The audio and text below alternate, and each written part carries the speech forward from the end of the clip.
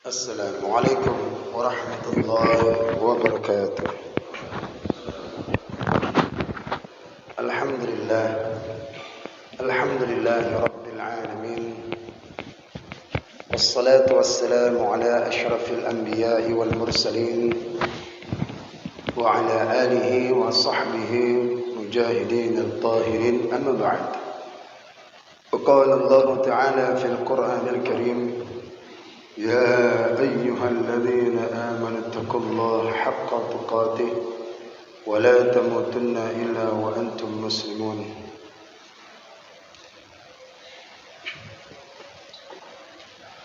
وقال رسول الله صلى الله عليه وسلم: من سلك طريقا يلتمس فيه علما سهل الله طريقا إلى الجنة.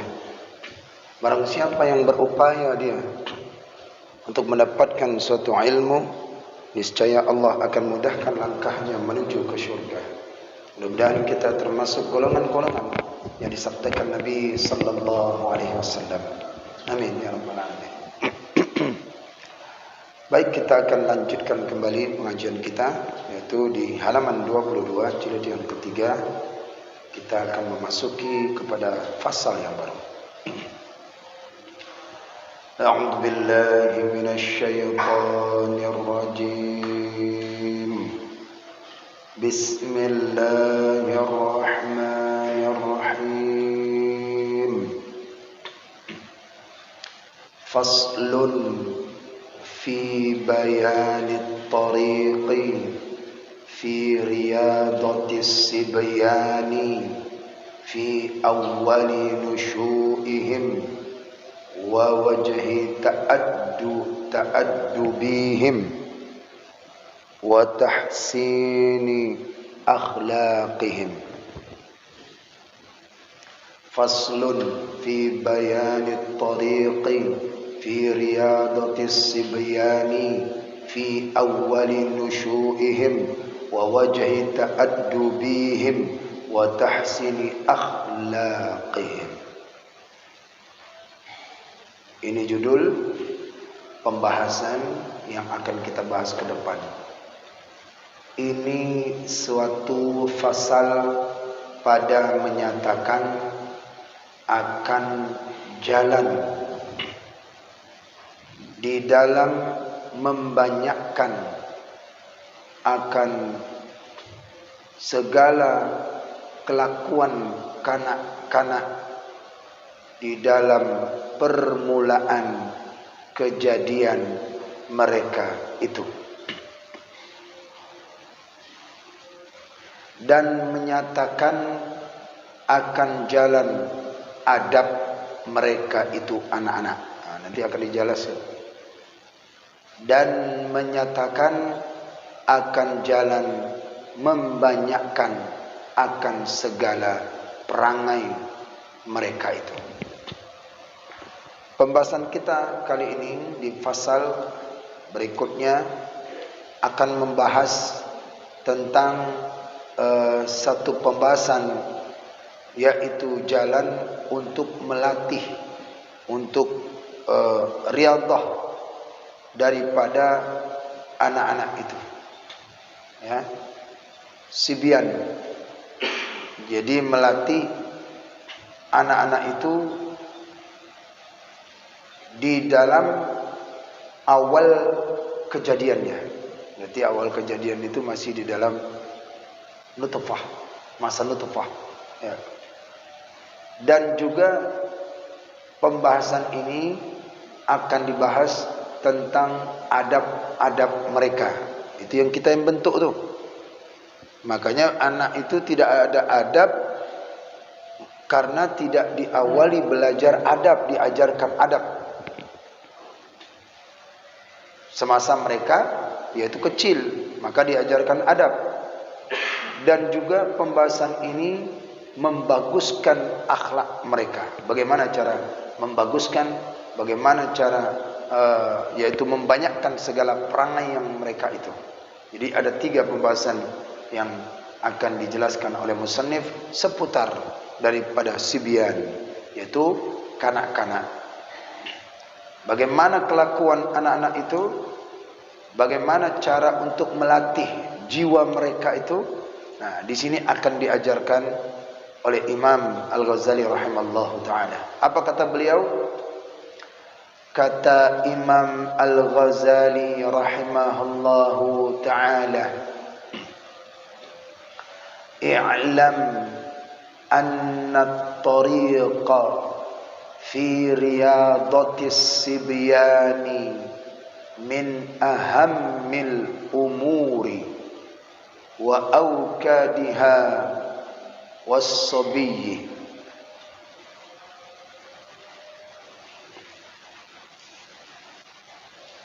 Amanatun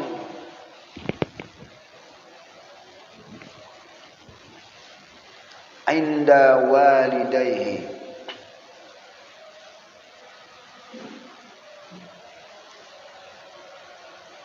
wa qalbuhu at-tahiru jawharatun nafisatun sadhijatun khaliyatun an kulli naqshin wa suratin wa huwa qabilun li kulli ma naqshin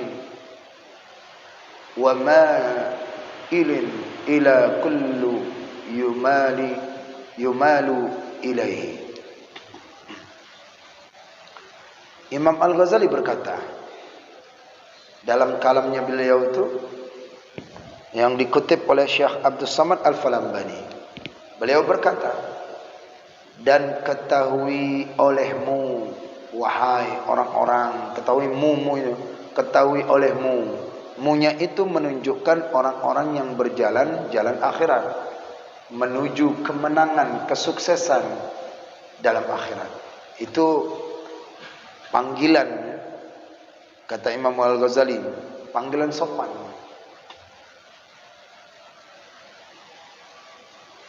Bahwasannya jalan di dalam membanyakkan akan kelakuan kanak-kanak itu, cara untuk membaguskan perangai mereka itu, yaitu pekerjaan yang terlebih muakkadah, yaitu pekerjaan yang terlebih muakkadah. Maksud muakkadah di sini apanya? Yakni pekerjaan yang terlebih lazim atas mempunyai anak yang kecil itu.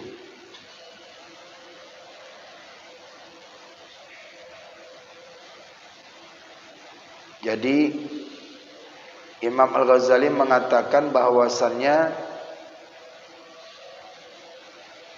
jalan untuk membaguskan, membanyakkan perangai kelakuan mereka itu anak kecil, mulai daripada awal kejadian sampai kepada ke dunia, sampai dia itu besar, itu adalah pekerjaan yang terlebih kuat, pekerjaan yang terlebih dikuatkan. Berarti dianjurannya lebih kuat itu. Itu lebih penting. Kalau bahasa Arabnya yang di dalam kitab tadi itu, yang di dalam kurung di atas itu, min ahammatil umur au kadiha. Artinya ini persoalan yang sangat penting, important. Jadi sangat penting. Ahammun itu penting, sangat penting. Pekerjaan yang sangat penting yang di dalam bagi seorang yang memiliki, bagi seorang orang tua adalah yaitu membaguskan kelakuan anak, perangai anak. Itu pekerjaan yang sangat penting. Bahkan ditekankan lagi, wa aukadiha, ditekankan, muakkad, dikukuhkan. Yang lazim bagi orang yang memiliki anak kecil. Itu ini pesan.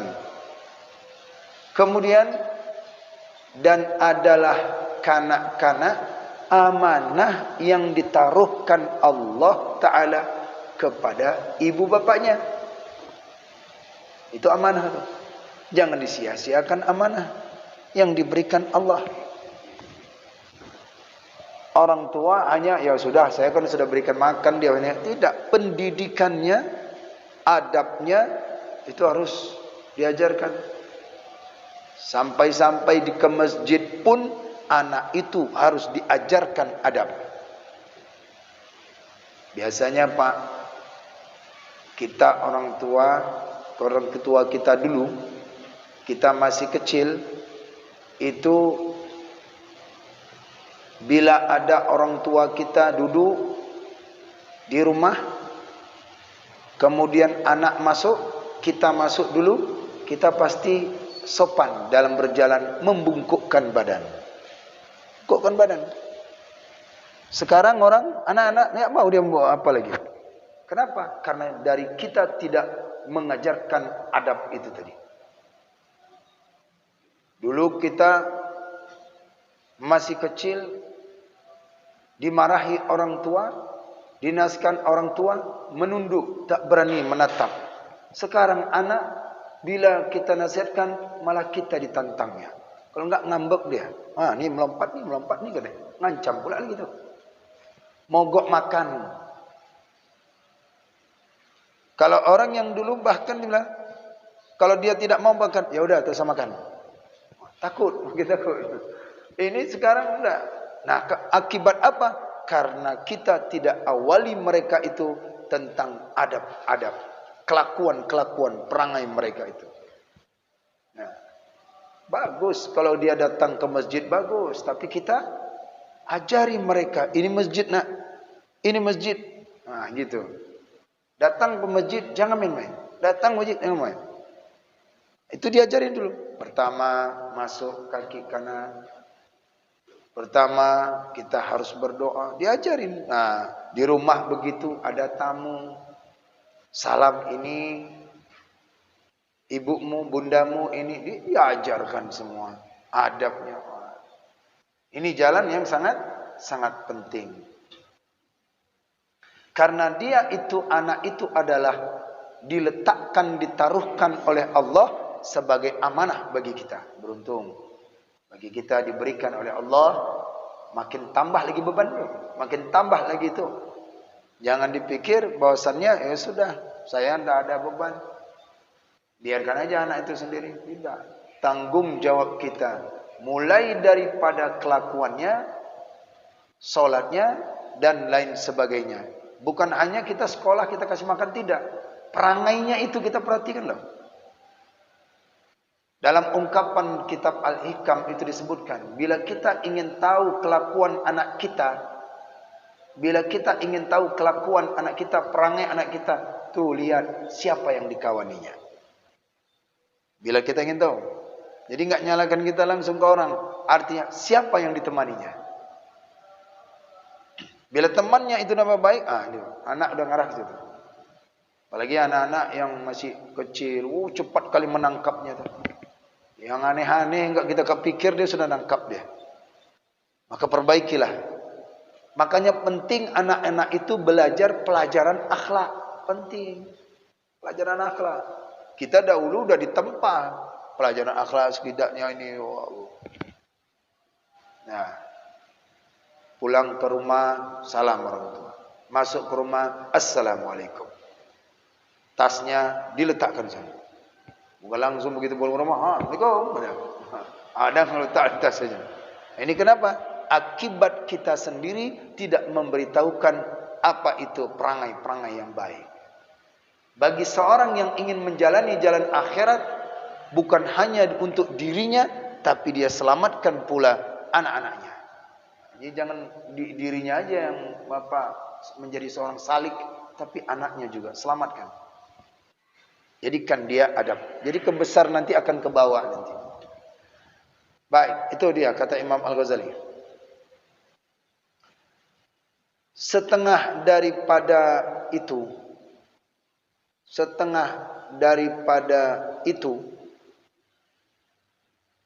wajib atas ibu bapaknya itu memeliharakan akan mereka itu, anak-anak tadi, daripada segala kejahatan. Nah, ini maksiat, ini dosa, ini tak baik. Gitu. Kita ajarkan kepada mereka ini sifat yang tak baik, ini sifat yang tercela. Jangan melawan sama orang tua. Makanya anak itu diantarkan kepada guru. Terkadang anak itu lebih dia takut, lebih segan kepada gurunya daripada orang tuanya. Bila kamu nanti melakukan ini, sampaikan kepada guru. Nah, dia lebih takut pada gurunya. Makanya diajarkan. Lebih-lebih lagi bagus orang tuanya sendiri yang gurunya. Nah, tapi beda pendidikan dengan seorang lain, dengan seorang guru dalam madrasah, dengan guru orang tuanya di rumah, itu berbeda. Sangat berbeda. Walaupun orang tuanya alim, anak belum tentu. Belum tentu. Ada juga orang tuanya tidak alim, anak alim. Bisa jadi.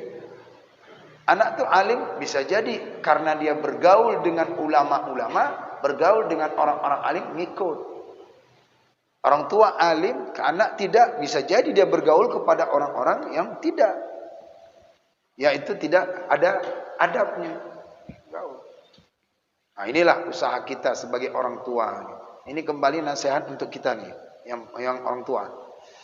Ajarin mereka itu, kenalin mereka itu, pelihara mereka itu daripada perbuatan-perbuatan yang jahat.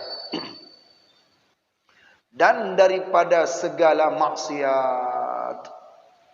Jangan sampai otak mereka ini dicuci oleh daripada perbuatan-perbuatan maksiat. Dan wajib menyuruh akan mereka itu akan berbuat kebajikan. Ajarin. Nah, itu ada orang minta sedekah. Ajarin, kasih. Nah, sedekah. Itu ada kata infak. Ajarin, berikan. Walaupun cuma 1.000, ajarin. Semua ajarkan mereka itu berbuat kebajikan. Memang mujahadah yang tinggi. Jangan dipikir, bapaknya ustaz, bapaknya ini kok anaknya tidak bisa. Ya, tidak bisa memang. Karena Allah yang takdirkan. Dia ustaz masak kelakuan itu enggak bisa, kan sudah dikatakan Allah udah tiupkan ruh, kemudian dicelupkan ruh itu. Makanya maupun ustaz, dadal ustaz pasti ada maksiat, pasti ada dosanya. Yang baik itu cuma Rasulullah. Nah, itu. Jadi mujahadah orang tua itulah dia amalannya. Memperbaiki kelakuan daripada anak itu adalah perkara yang sangat penting. Perkara yang sangat penting. Makanya bila anak kita ingin baik, akhlak baik, dekatin itu orang yang mendidik anak kita. Jadi bisa connect. Bisa nanti curhat dari mana ini begini. Ini kita, anak kita kok anak saya makin jahat. Akhirnya yang mengajari yang salah. Kok enggak berubah-ubah? Padahal apa? Anak ini kelakuannya kok begini ya. Akibat orang tua memakan makanan yang haram sewaktu awal kejadian. Itu kan masuk kepada hadis Nabi Arba'in itu. Kok bisa seperti itu? Kami makan baik-baik. Bisa jadi awal ketika berhubungan. Bisa jadi kan? Nah, saat itu tidak apa? Tidak penuh dengan adab. Kemudian tidak ada memakai doa. Tidak ada dengan kelakuan yang baik di dalam berhubungan. Bisa jadi. Dari situlah. Makanya itu jin ketika ada dua insan. Nanti itu akan dibahas nanti pada jilid yang kedua ya. Bab itu tuh. Nah, bab itu tuh. Karena jin ini ya, dia mengganggu syaitan ini, pasukan-pasukannya. Itu dia lihat anak Adam, dua insan, mereka sedang berhubungan. Ini ada baca bismillah nggak nih? Kalau dia ada bismillah, saya geser. Kalau tak ada baca bismillah, saya ikut dikit-dikit. Akhirnya itu anaknya keluar kelakuan seperti anak jin. Tapi kalau dia baca bismillah di awalnya, tapi jangan pula baca bismillah kuat-kuat. Waktu saat itu cukup dalam hati. Nanti dibacakan tuh Pak, nanti di jilid 2 ya. Yang kalau mau lengkapnya itu ada bab kitab khusus itu namanya kitab jima. Awal baca Al-Fatihah, Awal baca kulhu, baca an-nas, baca al-falak, ayat kursi, kemudian dibaca lagi doa, akhirnya panjang doa enggak jadi. Udah tertidur. Enggak jadi. Tapi itu baik, gitu. Bahkan berwudu terlebih dahulu bila ingin baik. Ya, bila ingin baik. Kalau dapat itu salat dulu bersama-sama. Itu ingin baik. Kenapa anak ini sulit dia ngapal? Kenapa ini? Awal kejadiannya. Ya. Mimma indafiq yakhruju min baini sulbi wat tara'iq. Dia keluar daripada tulang sumsum. Wah, disitulah dia. Makanan ayahnya. Dah, itu kelakuan daripada anak dari perbuatan maksiat, dia harus kenalkan, dan dia harus dijaga itu anak itu tadi supaya dia memperoleh daripada perangai-perangai yang baik. Terus bagaimana lagi? Nasihat untuk orang tua, dan wajib menyuruh akan mereka itu akan berbuat kebajikan dan berbuat segala ibadah. Wajib. Ya, ibadah itu bukan yang 5 waktu aja, itu dah memang sudah wajib. Ibadah-ibadah lain, baik ibadah kecil, baik ibadah besar, ya, yang umum. Ibadah apa aja wajib diajarkan oleh mereka itu. Jangan sewaktu kita sudah, anak saya kan sudah bisa baca Quran, tak perlu lagi mengaji. Adabnya, kadang-kadang bisa baca Quran, adab dengan Quran, makanya kita ngajar. Penting itu belajarnya itu. Jangan sampai putus di situ. Anak saya baca Al-Quran, alhamdulillah. Ajarin dia akhlaknya kepada orang tua dulu. Sekarang banyak anak, makanya itu dia tidak mengenal kebaikan bagaimana cara berbuat taat kepada orang tua. Tak ada. Ya. Orang tua sedang ngomong nasihatin. Makan. Ya. Ya. Betul-betul lagi nih. Ya. Kadang orang tuanya ngomong dia sibuk. Akibat apa? Karena orang tua tidak memberitahukan. Kita terus, walaupun dia seperti itu, terus kita nasihatkan. Jangan diam aja orang tua nih. Ya, ayah kenapa diam aja? Gak apa-apa, nanti baik sendiri dia tuh. Bukan diam aja, kita harus terus nasihat. Anggap kita ini, kita guru. Guru di rumah tangga tuh. Al-madrasati, baiti.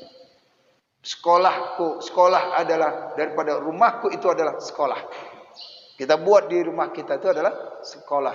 Kepala sekolahnya bapaknya, gurunya ibunya, murid-muridnya itu anaknya. Nah, itu penting itu. Nah, itu yang kita usahakan. Dan adalah hati kanak-kanak ketika kecelaan itu dan adalah hati kanak-kanak ketika kecilnya itu amat suci. Anak-anak itu bersih, Pak. Nah, tuh lihat tuh, anak-anak tuh bersih, suci, enggak tahu apa-apa. Jadi bawa dia kebaikan boleh, bawa ngaji, bawa bawa sholat, suci tuh. Dia itu lagi main-main, telinganya ini denger ini. Dia main-main, anak kecil dibawa ke pengajian. Makanya kita anak tidur, kalau kita ibu bapak anak lagi tidur, udah ngantuk berat. Tiba-tiba ada orang yang baca Quran kencang-kencang, baca Quran. Dilarang enggak tuh? Ibu baca Quran atau berhenti? Anak tidur tuh.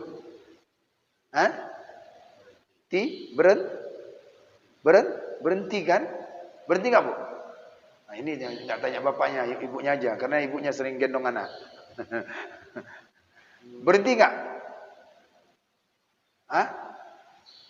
Tidak baca Quran. Kalau dapat anak tidur di sini, kita baca Quran. Dia dengar itu. Jadi kebaikan huruf-huruf Al-Quran itu terus dapat. Walaupun dia tidak mengerti. Nah, ini walaupun nggak ngaji, dia nggak ngerti, tapi dia dengar kebaikan tuh. Nggak apa-apa dia lari-lari. Semua nih, asalkan bapaknya mamanya jangan lari-lari sini. Ini saya bingung nih, mana? Ini udah anaknya lari, bapaknya lari, ibunya lari di pengajian majelis kan. Dia nggak konsen, anak biarin aja. Jadi kita sudah sampaikan sahabat Nabi Ibnu Abbas waktu masih kecil, ya kan? Ayahnya itu ngaji mendengar Rasulullah, cuma hafal 200 hadis, anaknya cuman masa kecil ikut ayahnya, ikut dengerin 200.000 hadis. Dari pendengaran itu tuh. Wah, dari pendengarin. Makanya dari anak yang bayi itu diajari ngomong dulu. Diajarkan cinta kepada Rasul.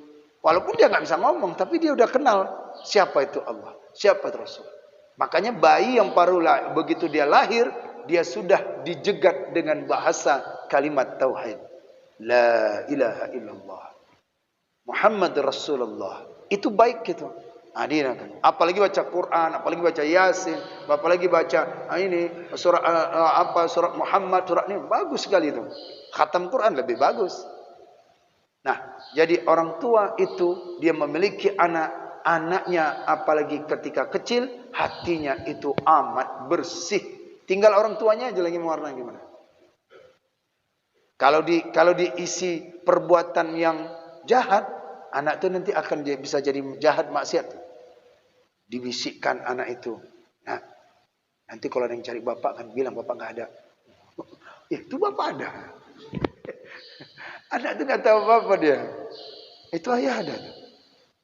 Nanti kalau ada bilang, diajarilah anak itu berbohong. Diajarilah dia. Akibat kita sendiri. Anak buka baju. Anak bermain-main. Anak jauh dari ngaji, jauh ibadah. Siapa? Karena tidak diberitahu. Ulang-ulang, memang ulang-ulang. Berulang-ulang. Itulah latihan daripada orang tuanya untuk mendapatkan pahala mendidik perangai anak. Nanti perangai istri lagi dididik ini. Berarti anak dulu nih. Karena kan intinya kepala keluarga. Hati mereka tuh bersih. Seperti permata yang amat baik. Permata tuh, hati mereka tuh seperti jauharatun nafisah. Nah, ini bagus nih. Punya nama anak nih perempuan nih. Jauharatun nafisah. Jauhar itu permata. Nafisah itu berharga, yang sangat mahal. Dan lagi adalah hati kanak-kanak semata-mata suci daripada tiap-tiap suratan. Tiap-tiap suratan. Dan daripada rupa sesuatu. Bentuk mereka itu bersih mereka itu. Tidak ada kotor. Seperti kertas yang belum disurat atau ditulis. Seperti kertas yang belum disurat dengan sesuatu, masih bersih. Lebih daripada kertas APS ini. Dan yaitu menerima bagi tiap-tiap suratan. Apa saja yang dimasukkan dia terima aja tuh. Yakni menerima bagi tiap-tiap perangai dan menerima ia bagi tiap-tiap kelakuan. Perangai, kelakuan, dia terima itu. Nampung dia. Yang baik dia terima, yang buruk dia terima. Karena dia itu seperti kertas putih. Jadi nanti jangan aneh kenapa anak ini kelakuannya begini. Karena orang tuanya telah mencatat, telah mendidik dia begini. Karena orang itu telah mencoret kertas itu begini. Jadi terserah daripada orang tuanya. Kalau dia coret dengan baik, baiklah. Kalau dia coret dengan buruk, buruklah. Karena apa? Anak itu suci hatinya dan bersih. Jadi jangan anak kita ini takut dengan dekat para ulama. Tidak. Jangan. Bahkan lebih baik. Lebih baik. Ini tidak ada ustadz, ada orang yang soleh, ada orang alim, dijauhkan anak. Oh, rugi. Sangat rugi. menanamkan anak itu kebencian kepada orang yang dekat kepada Allah. Imam Malik punya anak namanya Anas. Ya. Dia punya orang tuanya yang namanya Malikiyah, ibunya, itu dengan julukan. Ibunya mengantarkan anaknya Anas kepada Rasulullah. Ya Rasulullah, jadikan anak saya budakmu. Rupanya ibunya ini hendak mengetahui, hendak ingin tahu apa saja kelakuan Rasulullah melalui daripada anaknya, supaya anaknya ini akan mengikuti adab-adab apa saja yang baikan yang dilakukan oleh Rasulullah. Begitu, makanya anak kita diantarkan pesantren supaya di lingkungan di pesantren ngikut gitu.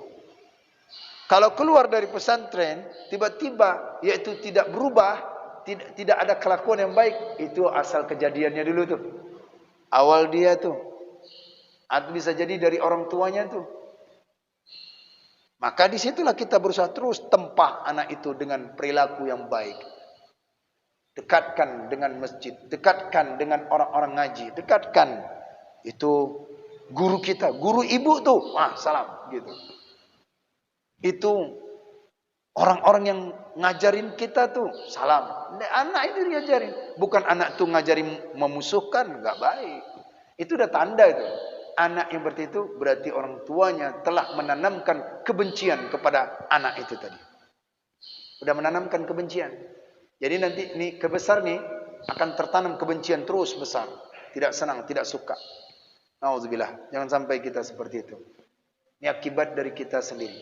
Bila ingin baik anak itu perangainya, dari kitalah mendidik anak itu. Jangan sampai bawa-bawa anak tidak suka kepada seorang anak, jadi dibawa ikut-ikut. Ini tidak. Siapa tahu dia nanti berubah.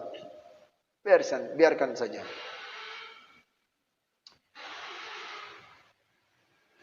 Dan cenderung ia kepada tiap-tiap yang dicenderungkannya dengan dia kepadanya.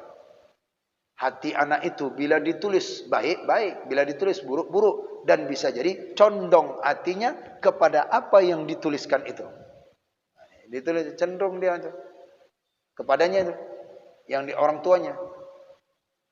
Yakni apabila dibiasakan akan kanak-kanak itu pada ketika kecilnya itu dengan segala pekerjaan yang kebajikan dan dengan segala kelakuan kepujian, maka segera ia jadi baik. Perangai kanak-kanak itu dibiasakan, Pak. Misal anak kecil perempuan, bila dibiasakan dia semasa kecilnya itu menutup aurat, itu besar akan terbiasa menutup aurat. Bila dia dibiasakan membuka aurat, itu nanti besar terbuka auratnya. Kenapa? Karena orang tuanya tidak mengajarkan. Nah, tak boleh. Nah, kalau bisa bawa bicara sudah. Ini yang orang tuanya lah menutupkan aurat anaknya, ini malah bangga. Anak membuka aurat bangga. Ini jangan. Kalau anaknya membuka aurat, sealim apapun ayahnya, ibunya, taat apapun, tahajudnya banyak, karena dayus namanya, tidak akan masuk ke surga. La yadkhul jannata dayus, tidak akan masuk ke surga orang yang dayus. Siapa itu? Membiarkan istri dan anaknya membuka aurat. Saya kan ini pribadi saya, silakan, enggak apa-apa. Nanti baru sadar. Udah, nanti baru sadar. Bala akan datang lagi. Akibat apa? Ada maksiat. Maksiat. Itu kan cenderung maksiat. Nah, ini dia diajarkan. Anak ajarkan. Ini pakaian Islam ini. Ini pakaian syar'i ini. Si anak ngikut. Aduh, mama saya tuh, ibu saya itu pakai jilbabnya. Jadi dia ketika diajari, udah tahu. Ini anak tidak begitu. Ayah saya aja pakai celana pendek, saya ikut juga lah. Itu dalam segi pakaian, belum lagi kelakuan yang lain, belum lagi kelakuan lain. Maka ajarkan. Ayahnya pergi ke masjid, anak pergi ke masjid. Ada yang dicontohkannya, ada yang diikutkannya. Setidaknya apa? Dia tahu, itu masjid. Dah, walaupun dia nggak tahu ngapa-ngapain di sini. nggak tahu gerakan, nggak tahu apa, cuma sholat rame-rame, nggak apa-apa. Yang penting masjid dulu dia kenal, dia tahu. Tinggal kita yang mengatur masjid, mengatur anak-anak. Baik, syukur kalau ada beberapa pengurus yang mengatur, tapi jangan ke beliau juga gitu, ke mereka juga, karena mereka pun ingin ibadah. Kita punya anak, nah ajari dari rumah, pergi ke masjid ikut ya, tapi ingat, nah gitu beritahu di masjid rumah Allah harus kita muliakan. Walaupun dia tiba-tiba masih lari, yang penting kita sudah nasihatkan terus. Ya ulang. Atau dapat bersama-sama menjaga anak-anak kita di masjid. Jadi jangan, si fulan ini, si fulan. Enggak. Kita yang mengajarkan. Ayo ini. Saya masih teringat sekarang ini. Ya, waktu masih kecil azan ke masjid, itu ada bapak-bapak yang entah dari siapa, dari mana, mungkin dari jaga musola atau masjid, itu bawa rotan tuh. Gimana Pak? Kira-kira Pak, kita bawa rotan. Anak masuk yang ke musola, bawa rotan gimana? Setuju nggak? Nggak ada yang setuju. Pasti marah tuh. Itu rotan itu cuma nggak ada, dibukul nggak ada. Nakutin jin tuh. Jin tuh paling takut sama rotan tuh. Jin yang ada tubuhanan. Apa? Baris. Sap, baris. Itu diajarin. Oh begini cara buat sap ya. Gitu jadi ilmu. Padahal anak ini nggak dipukul. Cuman ini nih. Guru kita guru ngaji. Ini buat rotan. Baca nih. Padahal ini dipukul lantai. Yang nggak bisa jadi bisa ya. Itu. Makanya Pak nanti ya sunat itu di rumah ada sapu lidi. Nanti di jilid yang kedua itu digantungkan di rumah. Itu untuk memberi pelajaran pendidikan, tapi bukan dipukul. Itu orang dulu kan enggak. Masih ingat kan? Masih ingat? Tapi sapu lidi itu dia cuma satu, bukan sapu lidi yang kumpulin enggak. Dia satu. Dia paling takut tuh. Nih, tajam nih. Ini sebagai pendidikan. Nah, nanti di jilid yang kedua, pendidikan anak mulai daripada dia diazankan, diiqamatkan, mulai dari apa nih? Itu pendidikannya. Nah, ya.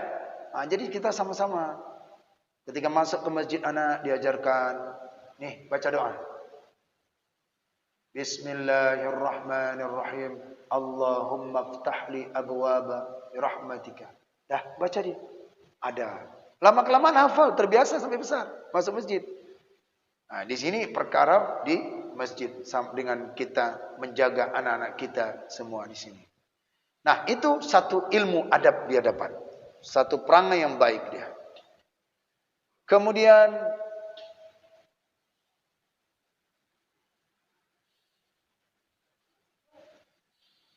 maka jadi baik perangai kanak-kanak itu dan dibiasakan dengannya. Dan kelakuan kecelaan maka segera ia jadi jahat perangai itu. Jadi anak itu kalau diajarkan dia kecela, dia cepat itu. Mungkin Bapak sudah tahulah, tapi kan kita harus diingat lagi nih dengan kitab ini. Walaupun Bapak dah tahu, cuma namanya manusia kan pasti lupa juga. Saya pun bisa lupa juga. Banyak juga tantangan dia, kita nggak tahu dia teman sama siapa. Di rumah kita sudah ajari baik-baik itu. Tiba ke di luar, ini dapat ngomong dari mana ini? Apalagi udah di TikTok. Maaf, ini aja kita dari anak-anak kita nggak tahu, kita sendiri nggak tahu. Dia udah begini, apa ini? Ini. Saya nggak tahu tak apa ini. Dan bahasa mana ini? Nanti entah nggak ngerti dah. Dapat dari mana? Itulah akibat dari kita orang tua telah membiarkan. Oh ini nggak baik, itu tak baik. Terus kita berulang mujahadah kita. Ini nggak baik, ini boleh. Ini baik, ini. Kalau ini boleh nggak? Ini makan pakai tangan kanan. Duduknya begini makan. Kita jadi ada yang beritahu. Jadi anak itu terbiasa lama kelamaannya. Duduk makan, dah baca doa. Baca doa. Berbarengan mereka itu baca doa. Dari di rumah itulah diajar anak itu. Dia itu dengan kelakuan yang baik. Kalau dia baik, terbiasa nanti. Nanti dah nggak ada lagi orang tuanya. Orang tua saya ngajarin dulu seperti ini. Waktu saya di masjid, saya ingat tuh. Itu kakek itu waktu masih muda. Waduh, asal kita ke masjid, itu dia bawa rotan gitu. Masih teringat. Karena beliau itulah saya jadi alim begini. Tahu saya tentang sap-sap ini. Sunat hukum laki-laki anak-anak yang belum sunat di belakang. Ini kadang-kadang orang tua, aduh belum juga paham, bawanya anak ke saf pertama. Kenapa? Karena orang tua sendiri tak mengajarkan. Nih anak di belakangnya. Kalau dibilang bawa anak, bapak bawa anak masuk ke depan, saya pun bisa bawa juga. Imam 2 aja di sini di depan. 2 imam. Karena diajari, jangan ganggu orang sholat. Harus kita beritahu mereka. Apalagi yang di sebelah belum sunat pula lagi. Kulupnya masih bawa najis. Ya, dia belum masih bawa najis. Udah orang tua, memang dia harus di belakang. Jangan tak siapapun. Enggak hilang anak itu di masjid enggak hilang, letakkan aja di belakang dia. Nah, ada. Kamu harus di belakang. Baru. Nah, harus kita ajarin mereka itu. Ya? Jadi bapak yang punya anak, insyaallah lah mudah-mudahan yang ngaji ini mudah-mudahan tahulah apa yang di dalam kitabnya. Enggak, ini kayak mana nih dia bilang. Datang ke masjid udah langsung. Wah, ini. Bisa juga nanti di belakang imam pula berdiri lagi tuh. Ada banyak adabnya itu harus diajarkan. Mereka itu di masjid, di rumah, di temannya, orang-orang sekitarnya. Dan ini demi kita juga nanti ke depan. Jangan sampai kita ini ketika dia besar kita yang merasa yaitu sedih. Kok ginilah anakku. Lebih baik kita menangis sekarang. Susah-susah dulu mengurus, menjaga kelakuannya dari sekarang. Tidak apa-apa Pak, jauh pada anak. Yang penting pendidikannya, adabnya ada di pesantren. Masukkan. Enggak mampu di pesantren, antarkan di masjid yang ada pengajian adab, akhlak. Itu diajarin. Nah, enggak bisa, kalau anak saya kok makin menjadi-jadi. Tuh di rumah. Mungkin dari rumah. Bisa jadi. Yang lebih banyak kan kalau misalnya di masjid belajar itu paling 1 jam. Enggak sampai pun. Di rumah banyak waktunya. Maka orang tua itulah mengajarkan terus. Yaitu tentang masalah adab. Adab menuntut ilmu begini. Ya, bagaimana Imam Nawawi ketika belajar menuntut ilmu.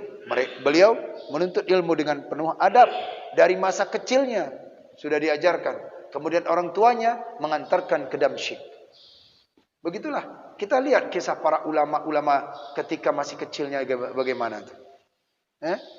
Imam Nawawi itu kemana? Imam Nawawi kawan-kawannya main-main, diajak tapi dia nggak main-main, sibuk baca. Sibuk dia membaca dia. Wahai Yahya, kenapa engkau tidak ikut bermain kepada kami? Tidak ada manfaat itu kan. Tuhan omongan anak kecil nggak ada manfaatnya. Dia sibuk baca. Tapi dia memang ikut diajak kawannya ikut ke tempat kebun. Cuma dia baca. Jadi nampak itu nanti. Bila dia rajin membaca, kebiasaan nanti besar akan rajin membaca. Itu berhasil. Baik, itulah dia pesan Imam Al-Ghazali bagi kita orang tua yang bila ingin dia menjalani jalan akhirat, perbaiki kelakuan anak dan lihat kelakuan anak dan perangai anak-anak kita. Jangan nyalahkan orang, dari kita diri dia. Sekolah yang baik itu adalah di rumah. Buat dulu.